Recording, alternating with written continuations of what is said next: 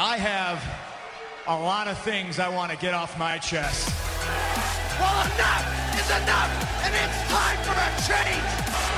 Finally, The Rock has come back. I hate this idea that you're the best. And if you're not down with that, we got two words for ya! I'm the best in the world. I fight at WrestleMania for the very, very small percentage of people that walk this planet and say I am proud to be, I'm sorry, a professional wrestler. Oops, I'm breaking the fourth wall. It's Podcast of the Immortals with your hosts, Matt Bush and Jimmy Bellamy. You won $22.50. $22.50, and Andy let me keep the extra because he didn't have change. So you won $23. Which almost gets me in free because it's $15 for the pay-per-view. It was $5 that I owed Fish for the last time it was at Night of Champions, and then it was $5 for entering the contest. So good night. Well, this is pretty good. Plus, we have a new tag team, which I'm happy about. We apparently go to the ring in flannel. Oh yeah, it's not bad. We didn't even plan that either. No. School of Fish. 4. How did they do that? Did they go life or life? for life. For life. The New World Order. School of Fish. This is Podcasting Immortals, episode 48. Of course, it's Podcasting Immortals. We're doing our rapid reaction on Survivor Series, which just wrapped up like 20 minutes ago. Some cool stuff going on there. We're gonna just talk about that the entire time. We got a special guest here tonight. Why don't you introduce yourself? I'm Fish. You're Zach McKinnon, here to party. It was a good night of wrestling. What do you think, Matt? You're here to party. You're here to party. It's 10:15 on a Sunday night, and I've got to work in the morning. Yeah, and we're at Jimmy's grandpa's house. Zach, of course, the brother of Andy McKinnon, our kind and humble host for all of our WWE pay-per-views. Zach is a staple at the house, watches them with us, and is a great wrestling mind in a very unique way. He's almost on the money with most of the picks. Unless Santino is involved in the match. I love Santino. You just have to vote for him every time. It's like Santino taking on John Cena. Santino. Yeah, I'll take Santino. It cracks me up every time. You tend to go for the good guys. Yeah, it happens. Tonight, kind of the same thing. You lost on Kofi. You lost on... Who else did you miss on? You missed like the first 4 matches, didn't you? Yeah, I think so. That's a typical night for Fish. Although you did win 3 months ago? A couple months ago? Like you won the whole thing. Yeah, it was what was it? Daniel Bryan and SummerSlam? Yeah, it wasn't. No, he won Night of Champions, I think. Yeah, Daniel Bryan wins against, who was it? Kane? Probably Orton. It was Orton. It was Orton. Was the second time. I got sick that night, left, and then you texted in picks. I think someone had hacked your phone. I picked him and then left, and I didn't even text Andy. Like, I just texted him the next day. I was like, "Hey, did I?" Or no, I saw it that night. He texted me. He's like, "Yeah, you won." I'm like, "Awesome, $50 in my pocket." Very nice. So we got a great show for you tonight. We're going to talk all about Survivor Series. We're going to give you our reactions to it, and I'm not going to bury the lead tonight. I want to talk about Randy Orton taking on Big Show for the WWE Championship. Big Show loses, of course, which is fine. Triple H had a little hand in that, although he held to his word at the very beginning of the pay-per-view. He had come out saying that there will be no physical interference in any match tonight. That held true, and that held true in the main event as well. Although Fish physically interfered with me watching the pay-per-view tonight several times. Yeah. This pay-per-view I thought was great because the one thing they could have done to make the main event interesting, they accomplished. And what was that? That was, of course, Fish McKinnon coming out. I'm putting it on the tee for you. What happened at the end of it? Vintage Orton came back. I mean, there was an interference, it was like a sight interference. Triple H comes out, kind of just stands there. Then Vintage Orton comes out, just boots him. I love that. That's my favorite part. Boots Big Show in the head, wins the match, and then John Cena, the World Heavyweight Champion, John Cena. I know, I gave it away. I don't care. John Cena comes out, holds up his belt, says the champ is here. And, even stronger. Yeah, and they had a stare down, both holding up their belts, while Orton was kind of like clutching his belt like Shawn Michaels at WrestleMania 12. The boyhood dream. The boyhood dream comes true, but more like he's scared to lose it, and John was putting it out there, like, come and get it. It looks like we're going to have a champion versus champion, kind of a WrestleMania six. I want to see some WrestleMania thicks. Yeah, so good. WrestleMania 6 kind of, it could be really interesting. We might have an undisputed champion. I'd love to see it. Anybody who listens to the podcast of the Immortals on a regular basis knows I've been advocating for a title unification match, and I think you're on board as well on that. Fish, what do you think about that? Do you want to see the World Heavyweight title and the WWE title brought together? I think, I don't know, I think you need it. I mean, it'll just be probably the biggest match out there. And I don't know, but at the same time, it's nice to see, like, just both of them on their own side and kind of wait for, like, just a year. Just let it build up and then let it happen. The last time this happened, you were 6 years old. 2001, December 2001, Chris Jericho defeats The Rock for the WCW Championship, and then right away defeats Stone Cold Steve Austin for the WWE Championship, or back then the WWF title. It was a great thing to see. They had the undisputed title for a while until Brock Lesnar was signed exclusively to SmackDown, and they created the World Heavyweight Championship for Raw. Eric Bischoff ended up giving that to Triple H back in 2002. But I loved when Jericho held both unique belts, and there wasn't one belt yet. Yep. And I love that it was in the video game. And I always thought if I bought two belts, those would be the two.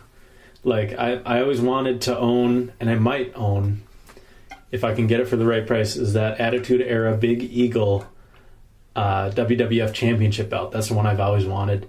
And I always thought if I bought a second one, it would be the World Heavyweight Championship, so I could do the Chris Jericho, one on each arm, kind of awesome. I thought that was really cool. That it was unique because he's the only one who ever held both of those belts at the same time. Triple H also did for one night, because the next night it was either Raw or SmackDown. It was he was Raw. given the undisputed belt by Ric Flair. Yeah, I want to see it, and it'll be interesting to see if they do unify the titles, what they'll do with the WWE Championship, since it's relatively new. Will they keep the same thing but maybe throw the word undisputed on it somewhere? Or will they just not change a thing and have that be the belt and have the other one go away? I think it would be a shame because we've talked about how awesome the big gold belt is. Cosmetically, it's awesome. I think it's the most attractive belt there is, the best looking one. Yeah, but for me, it was never. I mean, that was always a WCW belt, and it doesn't really fit in WWE. It just doesn't to me. Even when big guys would carry, even when John Cena carried it right now, it just seems out of place. I wonder though if it was the belt, if it was the only one, if it would stand out. But otherwise, you're dead on. I feel the same way. It's never quite felt like that. It's been the WCW title to me all this time. Yeah.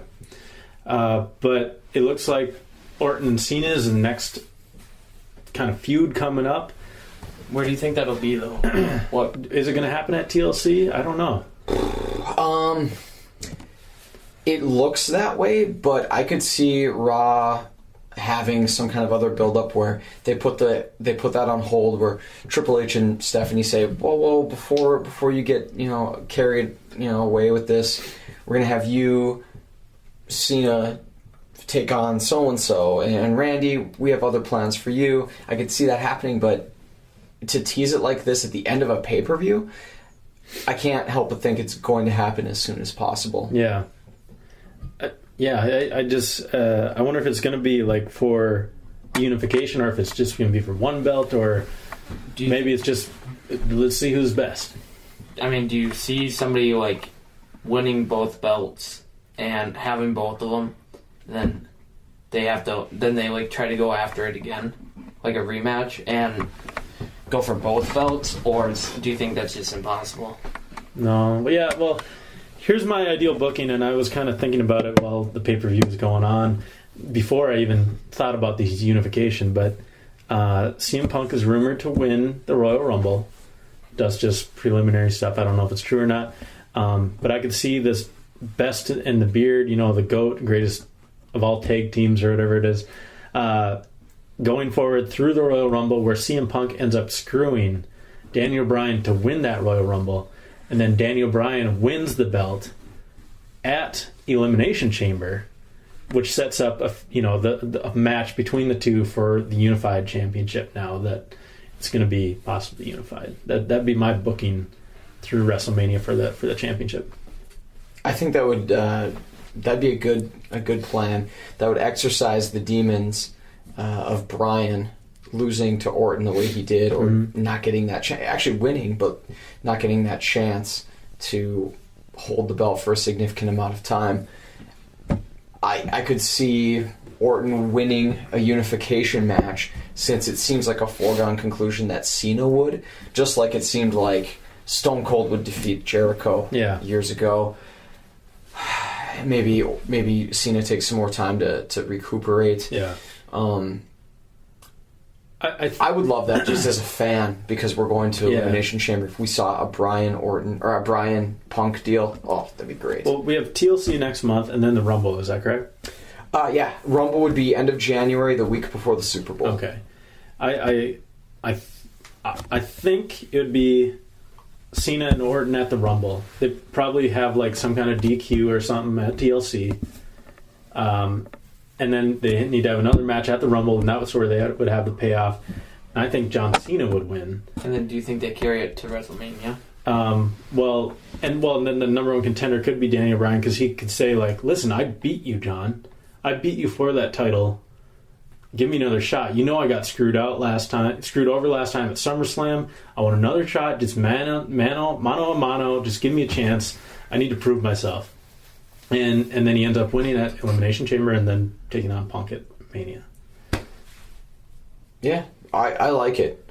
I say book it. This card, standalone by itself, looked a little weak for a Survivor Series pay-per-view. Survivor Series traditionally is one of the big four pay-per-views of the year. I was skeptical going into it, but I had thought, and I think I even said on the last podcast, that it would be it's a big deal to me because it's Survivor Series, regardless of what the card looks like. And they surprised me with how the matches were. The Divas wasn't a bad match. No. Like, Divas are actually pretty good. Yeah, I mean, the whole card had good wrestling on it. It was booked properly, which was good. And the ending just left me like excited to see where it's going to happen, because I was kind of underwhelmed by the main event with Big Show kind of getting screwed over. I mean, it was exactly what you thought would happen. You knew someone was going to get screwed over. You know it wasn't going to be a clean win. You know Triple H was going to be involved. You just didn't know how. And once you saw it, you're like, okay, makes sense. But then when Cena came out and did all that, it just added a whole nother level of excitement, and it kind of makes sense why when he came back he went after Del Rio. And he had to get through Del Rio one more time just to get that feud done and over with. And now they can move on to WrestleMania season. That's right around the corner. Yeah, but what do you think about when Cena was talking to Triple H in the locker room and Orton walks in? What do you think was going on there? I think Triple H was kind of saying, like, listen, Orton's not working out as the face. And I think that's what we're made to believe. As far as what that can mean for Cena is also really, really interesting. And then Triple H comes out, and that's what kind of makes me change my mind. Like, okay, first you see Cena as a new face, and then he helps. Then Triple H helps Orton win. So that's kind of, I don't know what to think about that. They're just tossing your mind around a little bit. What I kicked around on my way out and back home here was that I could see Cena making a heel turn at TLC and being the true face of WWE, because whether you want it to be or not, he truly is the face of WWE. And if you look at how Triple H and Stephanie did not have a problem with Cena being in the locker room or being at ringside after Orton won, that makes me think that there's something in the works that he's their guy. Yeah. The only thing that it hangs on is the very real life part of it, which is that Cena is this guy for all of the kids and what he does for merchandise, that I don't know if WWE is ready to make him a bad guy. Yeah. But this would work out perfectly, and I think it would be the greatest storyline, because he would take all of those fans who hate him and turn them into fans. I would buy my first Cena shirt when he turns heel. Yeah, but listen at the to same that, time, WWE. why would you break so many kids' hearts? Because you will get $30 from me, WWE. Because WWE plus shipping. Plus shipping. Because WWE historically has done that before. Granted, they didn't turn Hulk Hogan heel. That was WCW that did that. But they turned Rock heel. Yep. He was reaching superstar level as a face when they turned him heel and became the corporate champion. And I was so mad because I was a Rock guy. I was a Rock guy even more than Stone Cold. I love Stone Cold, but Rock was my guy. That was at Survivor Series. Was it? Yeah, it was. They had the Deadly Games tournament. Yeah, and he turned heel and he became the corporate champion, and he held the belt through WrestleMania 15, something like that. And then he lost to Stone Cold. And I think this could be a same kind of deal where he becomes the face of the WWE, the true face, but he lines himself with this heel authority. And Daniel Bryan, I think, could step up into that role of, the anti-establishment, because he's not what they are looking for in a face. Once again, step into that role and then have the CM Punk match, just because I want to see it. and the weird thing, too, about Orton is I was calling for months for him to turn heel again, but he's still not quite... He's a tweener still. ...the guy I want him to be. Yeah. And if he were to be put in a position where his opponent was a heel, and we're talking big time, if it's Cena who's the heel, Orton could be propelled again into that rarefied era that he hasn't seen in years as that anti-hero babyface. Yeah. With Cena as the heel, where Cena has that booing factor from the fans who the moms and the kids, and then the Smarks can be like, oh well, no, this is the Cena we've wanted, but overall he would still be that bad guy. Whatever they end up doing, they've got my interest for the next month, and I think that's mission accomplished. I'm waiting for Orton, the old Orton, where he would just would not hold back on the kicks. I'm waiting for that Orton. Slams his hands on the map and just looks like the creepiest guy out there. I love that face. Nothing's better than that face. I wonder if that's possible, though, with a heel authority in charge. Because when he was at his best like that, the authority figures were the good guys. And if he has heels on his side as the authority, I don't know if he can quite pull that off. Yeah. But what I get out of all of this tonight is that we might see our title unification. And Matt, I think you're dead on when you say we could have Punk and Bryan being set up to feud over that title. Yeah. And I think that is going to make for a great run and road to WrestleMania. I think it'd be awesome. It would free up Cena to take on Hulk Hogan. It would relieve him of the title. You'd have Orton take on whoever. What about Brock? Brock Lesnar and Undertaker. Isn't he on? Yeah. That's kind of what it's been. Yeah, sounding like. He's contracted to another year, maybe 2. Yeah, at least, or at least a certain amount. At least one more year after this. So WrestleMania 30 and 31, he's booked for. I think we will see Brock Undertaker, and with Undertaker looking how he has in recent WrestleManias, the easy way to do it is for Heyman to say, Brock is the beast who's going to finally put the Undertaker down. Yeah. And they did have that run-in at UFC like 121 or whatever it was, where Undertaker was being interviewed. It was a real interview. It was as I forget his real name. Mark Calloway. As Mark Calloway, and he's talking about UFC, and Brock Lesnar, who had just finished his fight, walks by. Undertaker looks at him and goes, "You want to do it?" And Brock kind of shrugs it off, and he's like, "Hey, you want to do it?" And he walks away. And they're like, "Whoa, what was that about?" He's like, "Oh, nothing. That's just something between us." And immediately, everyone's talking about Brock Undertaker, WrestleMania. It was like 27. But that never came to be. But now that he's back in WWE, everyone wants to see that match. They want to see it last year. But, that I think it'd be an awesome match. It would be. Brock is ruthless, as we know. And Undertaker always is capable of rising to that level. Yep. And they could have a brutal match. And I mean brutal in a good way. Yeah.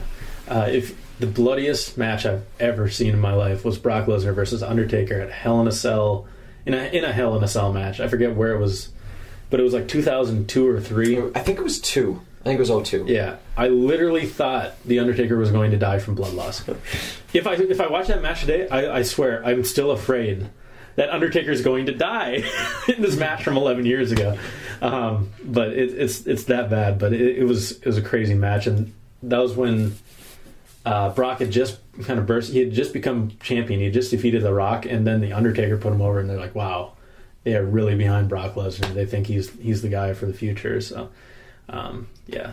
What about The Rock comeback? I mean, what do you think about that? Not this year. Not this year? No, I don't think so. I think with his injury that he suffered at WrestleMania this year, he's going to take more time than he probably would have to come back if he ever does. And I would assume we haven't seen The Rock's last match, but it's certainly not a priority for him or WWE. No, not this year. They did. He was in the main event 3 years in a row, wrestled twice. He did the storyline that they wanted to. That he got the win, put Cena over. Was a big attraction. People have seen him now. They don't want to see him. Well, I mean, I want to see Rock again. I love Rock. I can maybe see him making an appearance on the Raw after Mania.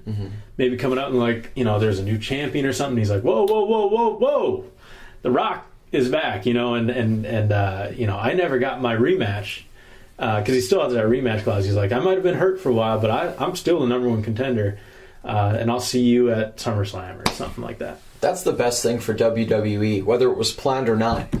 He does get hurt. He actually gets hurt.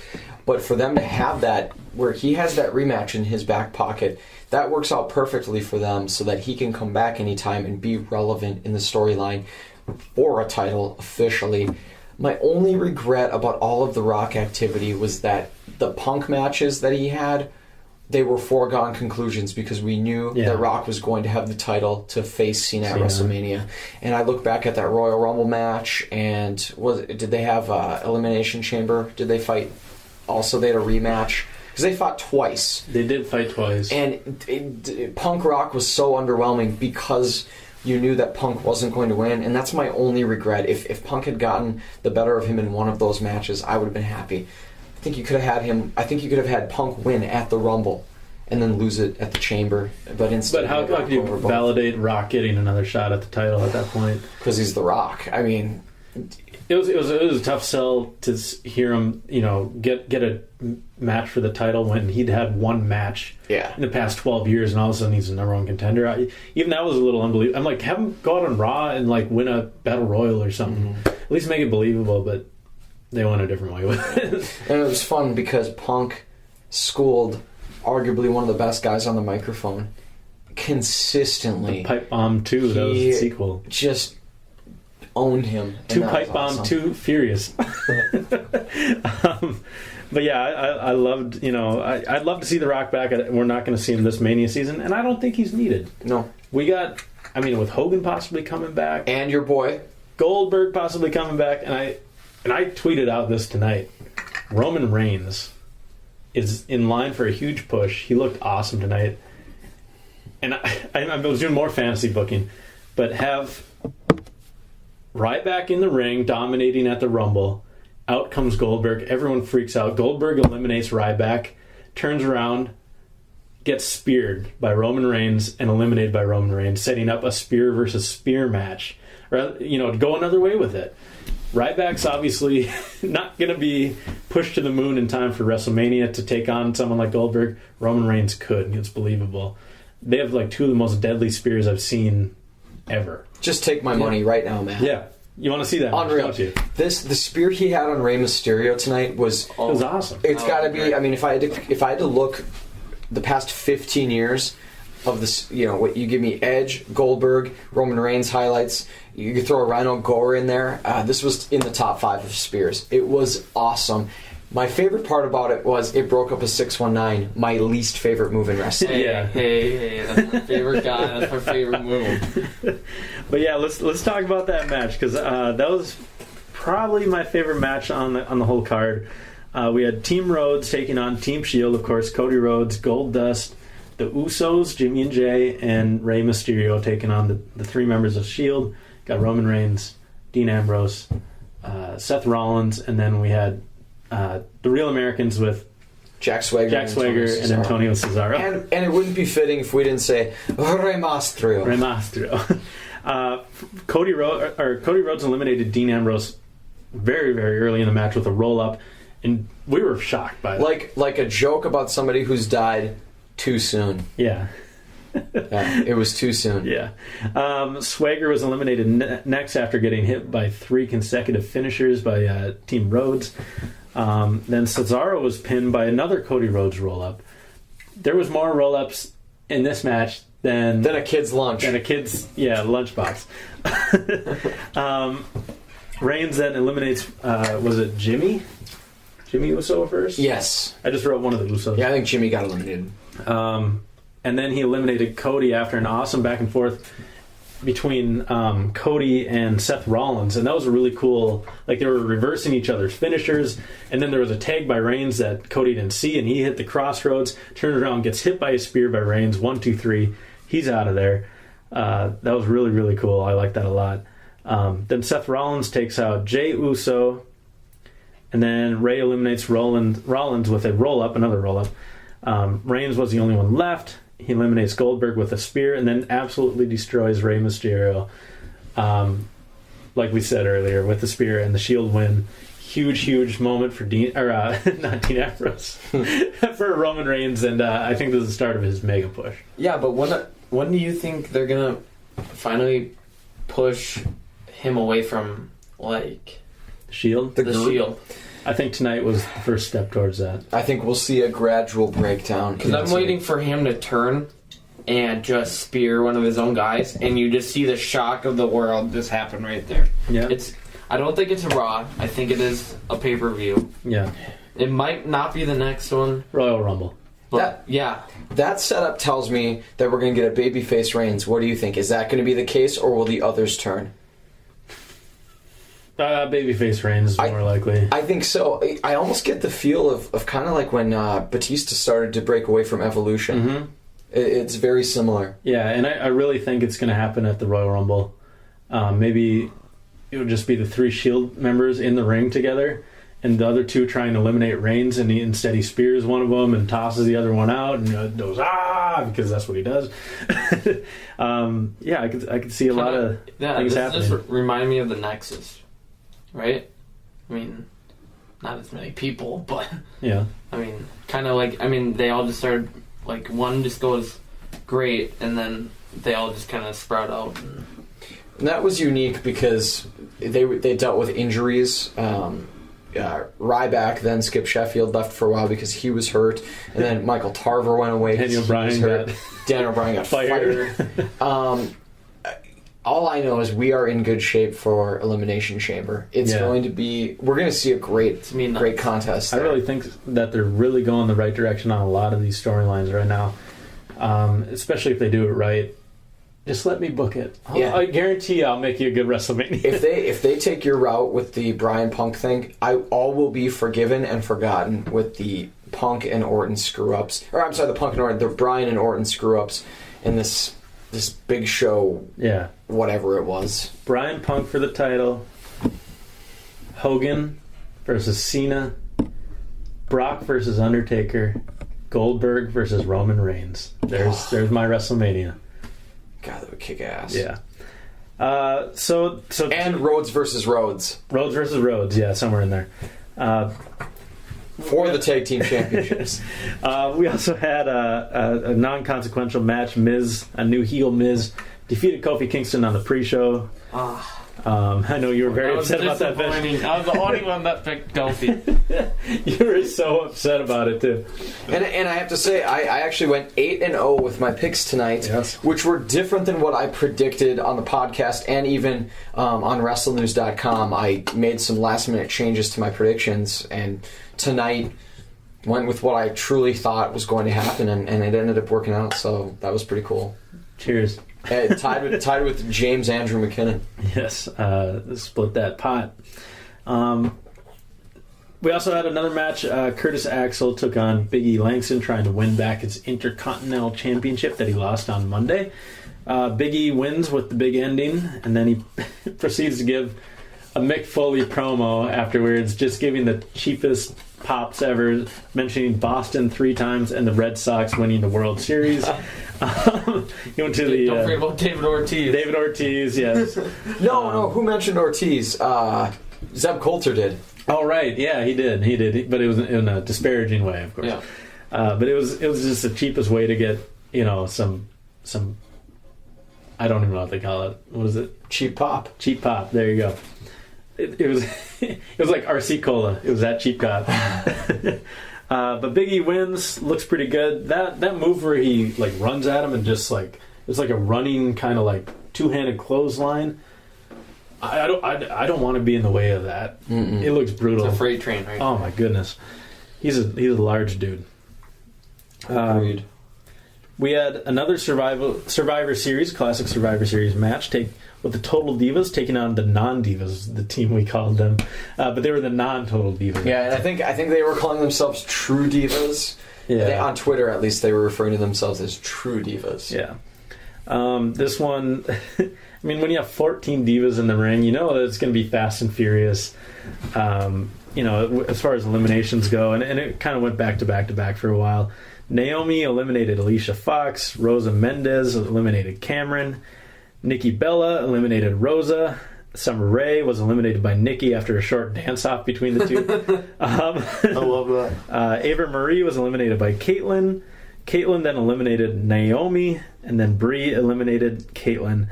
I was a little surprised by that. I thought Caitlyn was going to have more say in the finish of the match. I thought she was going to turn on AJ at some point. Didn't have a say in that. Yeah, but Caitlyn did, right? Caitlyn did 2 straight finishers to knock both of them out. Yeah, it was like she tossed him in the air and hit him in the gut with her knee. Right, I mean... Yeah. So she looked pretty good. It was good to see Caitlyn back. She's been missed. She's one of the better wrestlers on that roster. Oksana then eliminated Brie Bella with a spine buster. And I was shocked. That was the biggest shock of the whole night. Yeah, that was crazy. I really thought Brie was just going to come in and eliminate Oksana really quick because Oksana, who cares, I picked Brie to be one of the survivors by the end of the night. Yeah. But Nikki comes in, then eliminates Oksana. AJ then eliminates JoJo, who had her first in-ring work with Tamina Snuka, and she actually almost got the pin. I was calling for the roll-up on that, but she didn't quite get it. She got the 2 count. Then Tamina was eliminated by Natalya, and then Natalya eliminates AJ Lee with a sharpshooter to win. Nikki Bella and Natalya were the survivors in the match. It was a fun match. It was about 10 minutes. Would you say 10 minutes? It was 12, I think. 12. Okay. It was decent for what it was. You had to have those quick eliminations, which made some of the performers look bad. Yeah. But overall, I thought it was entertaining. 1 kick out. Yeah. The whole time, Tamina kicking out of the roll-up, but that was it. But I liked it. Natalya looked good. Getting AJ to tap was good. Of course, AJ can't win a match unless it's a titles match, just like, any mid-card champion. That's her Achilles heel. If it's not a title match, they're going to lose. Yeah. I kind of thought that was going to be the case since it wasn't on the line. I thought AJ would be the last elimination. I picked Natalya beating AJ with Natalya and Brie being the survivors. It ended up being Natalya and Nikki.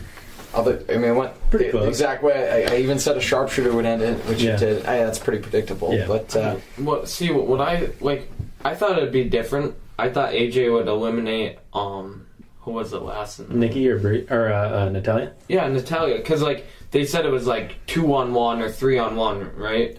Because Nikki was laying on the ground. Yeah. Or whatever, and like I thought it would end different. I thought AJ would like tap out or not tap out, like get Natalia to tap out, and then Nikki would come in. But yeah. Well, I like the finish, and I like that Bret Hart was one of the legends on the crew. For him to see Natalia get a win at Survivor Series against the Divas champion with his move had to be a proud moment for him. Yeah. I wonder if, because Ryback interrupted that panel of Hall of Famers, which included Bret Hart, Mick Foley, and Booker T, will that be a way to introduce Goldberg into a feud with Ryback? And I was hoping, God, you've got these legends. Yeah. Now, granted, Goldberg's not a WWE Hall of Famer yet, but that might be a good way to include him, and maybe he'll be this coming year. But yeah, they had Mick Foley, Bret Hart, and Booker T. Booker T with a great bun tonight. That was great hair. Yeah, they were chatting after the Divas match, and Ryback comes out and interrupts him, calls out anyone from the back to come and fight him, because he's not a bully, and he just wants to prove that he can take on anyone. Mark Henry comes out. I was even doing the Goldberg theme song. I'm like, this would be awesome, right? But it wasn't meant to be. Mark Henry wins with the World's Strongest Slam. Okay match. It was good to see Mark Henry back. A bald Mark Henry with a Kimbo Slice beard. Yeah, looked good. Big Mark Henry coming back. I had heard yesterday via some guys on Wrestle News that Ryback was going to issue a challenge either to an open challenge that was going to be answered either by by Mark Henry or Sheamus, and I figured it would be Henry since we had heard Sheamus was due to be back around Royal Rumble time. It was good to see him back. Hopefully he can stay healthy this time, because he was right in the midst of a really, really cool push when he got hurt last time. That whole retirement angle with Cena is in the main event again. So, yeah, welcome back, Sexual Chocolate. Our next match was the World Heavyweight Championship match. You already know the outcome of that because we talked about it. But Cena ends up winning, hits the attitude adjustment after reversing a cross armbar. Typical Cena match, overcoming the odds, overcoming the injury. Didn't go out there with his ace bandage over his elbow for the first time. A little worried about that. But it was pretty predictable. But it was an okay match. It was a good match. Probably the most predictable match of the night, just because John Cena's always predictable. SummerSlam. You could kind of guess he was going to lose because you knew he wasn't in a physical good way with his elbow, but you knew that there was no chance that Del Rio was going to win the title tonight, not at all. But yeah, decent match, whatever. The higher purpose was the end of the pay-per-view, which I didn't see coming, so that was neat to have Cena involved in that. Yeah, whenever there's an angle like that, I get excited because it wasn't predictable for the first time in a while. You went 8-0 in picks, and I could have easily done that. I went 6-2. I picked Big Show just because I convinced myself that Orton was going to interfere. There was going to be some kind of Shield interference, or Triple H was going to interfere. So I thought Big Show wouldn't win the title, but I thought he might win the match. Yeah. And then the Ryback match was just so quick, I didn't really think about it. I overthought that one too, really quickly. I'm like, Ryback looked good against Big Show. Maybe they'll give him the rub. Usually Mark, when a guy returns, it's almost an automatic victory. I overthought it. Plus, Henry got the win at WrestleMania. Yeah. So it could have made sense for Ryback to win this one. Yeah, if they didn't have that match at Mania, I would have totally picked Mark Henry. But Mark Henry did win, and I'm like, well, maybe they'll give him the rub this time, but I was wrong. But yeah, I could have easily gone 8-0 as well, but that ending thing with Cena coming out was totally unpredictable. It makes me excited for tomorrow to see where they're going to go with this. Are we going to get that match at TLC? We'll see what happens. The one match we haven't really talked about is one of the most anticipated matches of the night. Daniel Bryan and CM Punk taking on the Wyatts, Harper and Rowan? Yep. Yeah. Rowan and Harper. Rowan and Harper. With Bray on the outside, of course. Mm-hmm. A good match, entertaining. And one where we got to see Eric Rowan and Luke Harper really display their in-ring ability like we haven't seen in previous matches. And I think it was because they got more time. Mm-hmm. I've really been impressed by... I mean, they're big dudes. But they work really well. That clothesline that... I don't know which one is which. Harper is the one who looks like a big Josh Groban. He's the black hair, black beard. Yeah. Eric Rowan is the sheep mask and the bald head and the big red beard. They're both ugly people. Yeah. I like that clothesline from Harper. It's kind of JBL-esque. Yeah, it's very clothesline from Hell-esque. Yeah. I think he's a good worker. He doesn't know how good he can be. He's Mexico's greatest import, export, import, export. What would be Mexico's greatest import? Would it be Jesse Ventura? Because he lives in Mexico now. Does he? Yeah. Why? Because he hates America. America. Conspiracy theory. Yeah. I don't know what their greatest import would be. I'm not Jesse the body, I'm Jesse the mind. We shocked the world. We shocked the world. Being from Minnesota. Let me tell you something, McMahon. Yeah. McMahon, let me tell you something, McMahon. Rawr. Jesse was so over with the crowd. It was unbelievable. People love Jesse Ventura. My first taste of Jesse Ventura was 1987-88, watching Superstars on Saturday mornings, and he was great as an announcer. Yeah, he was a great heel announcer. Him with Gorilla Monsoon. Yes. Yeah, love those yeah, it was great stuff. I loved watching the old WrestleManias and listening to Jesse. He was great. He was really good. He was awesome. Yeah. What the heck were we talking about? We're talking about the Wyatts and... right. But Punk and Bryan win, of course. You know, it was their first tag team match. It almost looked like CM Punk was going to turn on Daniel Bryan at the end. We were a little like, oh, maybe they are going to turn right away, but... I think it's just too soon. Yeah. It'll happen. Trust me, it'll happen. Yeah. And not to cut you off, but I'm excited for this potential feud, which I think is inevitable. If we get heel Punk, face Bryan, it'll be awesome, because Punk is great as a heel. Yeah. Yeah, it is. Well, he is. And, I mean, it seems inevitable. Whenever they do these kind of tag teams, it always turns into a feud later on. I mean, look at Kane and Daniel Bryan even. And that's going to be cool to see where that goes. That's got to go somewhere. Yeah, it's going to be great. And I mean, you can't have two better guys to feud. I mean, I know that they had that match at like No Way Out. I think it was No Way Out or Over the Limit or something like that.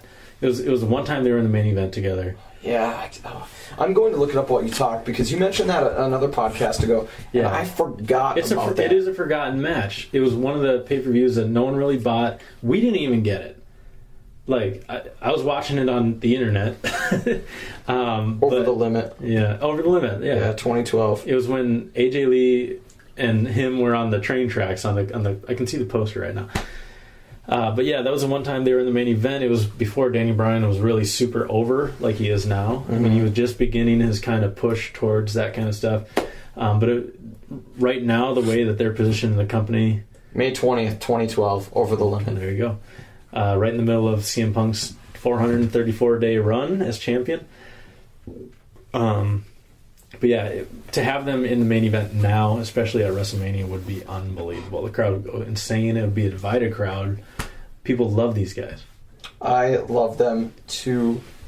They're so cute. I liken them to the Mega Powers of Hogan and Macho Man back in the day. You guys remember that? Oh God, I love the Mega Powers. Yeah. I remember vividly. Actually, I was staying at a friend's house 1 block away on Saturday night's main event when the Mega Powers took on the Twin Towers of the Big Boss Man and the African Dream Akeem, and they had that split over Miss Elizabeth. I remember it very well. Which led to the main event of WrestleMania 5. Yep. Where Pukesters to my left, Pukesters to my right. Hulk Hogan. Oh, yeah. And kind of related to that story I just told, but not really relevant to this. The kid whose house I stayed at, he died already. Like, he's not alive anymore. I keep thinking about that. Just like Macho Man. Yeah, not to bring the mood down too much, but he was my age. We went to elementary school together, and he died like I think 10 years ago or 8 years ago or something like that. Yeah. So, all right. Wow. not to totally buzzkill the evening, but I can't help but think of that because I remember watching Saturday Night's Main Event with him. So, man, rest in peace. Yeah, rest in peace. You know what's even? I don't know how to recover from what's even? You know what's even weirder? His name was Matt. Wow, I'm a little nervous. And your name is Matt. Let's not watch Saturday Night Main Event together. You got it, man. All right, yeah. Yeah, so that was Survivor Series. I mean, I gave my fantasy booking for WrestleMania 30. Knowing what we know now, how would you guys book it? What would be your dream, booking going forward? Well, I don't want to just say what you said, because that all sounds great. I'm going to have to go with, for sure, a title unification match at TLC. And at this point, I really don't care who wins it, whether it be Orton or Cena. My preference would be Cena if it involves him turning heel. And from there, I think there'd be a great reason for him to drop the belt at the Rumble or before the Rumble, or belts or whatever they choose to do. And then that would be a great reason for Hulk Hogan to come in and kind of save the day and be that Hulkster, yeah, and have the fans behind him. That makes so much sense. Hogan could come in, go listen, brother, I turned heel. I was a bad guy for a while too, but you know what? I came back to the light, and you got to come back to the light, brother. You can't turn your back on these kids, these fans. The Cena maniacs. the Ceniacs. Yeah, the Ceniacs. I mean, it makes so much sense that he would. If Cena drops the belt, I mean, I guess my preference would be that he drops it to Punk. But I'm thinking if Punk's going to win the Rumble, as he's rumored to, as you said, it's got to be that he'll lose it to Bryan. That would make the most sense. Yeah. Have Cena lose to Bryan, which he could, and you could involve the Bellas, and then that would create a feud between the Bellas. Yep. So that'd be cool. Which they've been differentiating from each other, wearing different clothing. Yeah, you could have Nikki jealous over Brie surviving and Nikki not, or Nikki surviving and Brie not, and you could have Nikki playing the Nikki role that she's playing and kind of teasing Brie about not lasting or something like that. That's what I would do. That's how I would book it, and I think everything is falling into place for Mania for the part-timers and the very part-timers to come back. My X factor here is Chris Jericho. I want to see him around Rumble time. Yeah. I want to see him play a factor. And the way I would book it is, God, I really don't know what I'd have him do other than just show up and put him anywhere. Yeah. I would probably involve him somewhere with Dolph Ziggler, because really Dolph Ziggler to me was what was missing from this pay-per-view. Yeah, and that was a match that they should have had at Mania last year. It made all the sense in the world. I mean, it made 100 cents. It made a whole $1 of sense. Yeah, it did. And they just didn't do it. But I really don't know if we're going to see much of Ziggler moving forward. Maybe he can have another good Rumble, but it's too bad. He's just not relevant right now. Yeah, there's not a spot for him. And I know Shane was arguing tonight that, well, if you get rid of the World Heavyweight title, what's that do for all the mid-carders? Well, to me, who cares? I mean, for years, when WWE was at one of its best times in the 80s, they didn't have two major, huge titles. They had the WWE Championship and the IC title. And you look at guys like Roddy Piper, Ricky Steamboat, Mr. Perfect, all those guys, they never won WWE Championship. Rick Rude, Jake the Snake Roberts. They never had to. Yeah, so the feuds were still interesting. Yeah, you don't have to have a bunch of belts. To me, the more belts you have, the less any of them mean something. Yeah, it's kind of a crutch for their storylines. And if you unify these belts, to me, you've got to unify the IC and the US titles again, like they did during the Invasion angle. That makes the most sense. Yeah. Just have the IC title be the second best title. Have 3 men's titles, with one of those 3 being the tag team titles. Yeah, I think it makes perfect sense. But yeah, how about yourself? How would you? I know you probably have Santino in the Rumble. Yep, Santino in the Rumble. But I mean, he was a Rumble at one time. We're talking about Mania, right, or Rumble?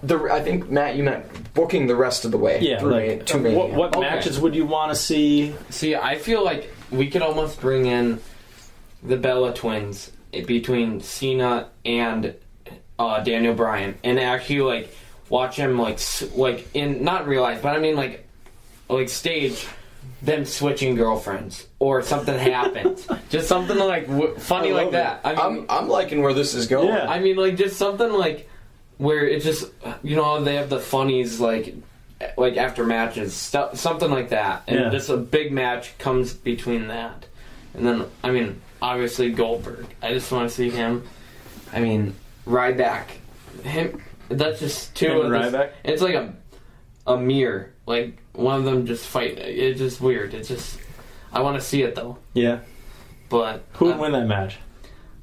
I just feel like they have to give it to Goldberg. Really? I just feel like he's Goldberg. You can't do anything to him. I mean, I love Goldberg. I mean, as everyone knows. I'm just a big Rock fan too. So I'd love to see him, but I just don't think we are.